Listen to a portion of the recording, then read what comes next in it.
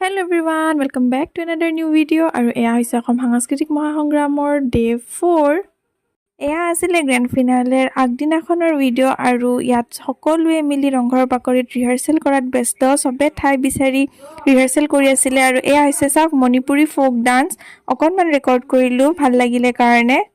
আমিও ইফালৰ পৰা সিফালে ঠাই বিচাৰি ঘূৰি ফুৰিলো কিয়নো এদিনাখন চুকে কোনে আটাইয়ে ব্যস্ত গ্ৰেণ্ড ফিনালেৰ ৰিহাৰ্সেলত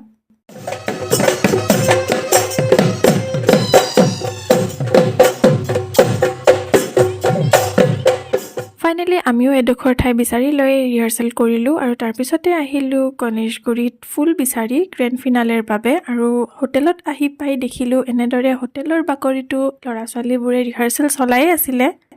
খুবেই ভাল লগা আছিলে এই সময়খিনি সকলোৰে মনত অযুত আশা আৰু আপোনালোকক লগ পাম নেক্সট ভিডিঅ'ত আশা কৰোঁ এই ভিডিঅ'টি চাই ভাল পালে কিপ ৱাচিং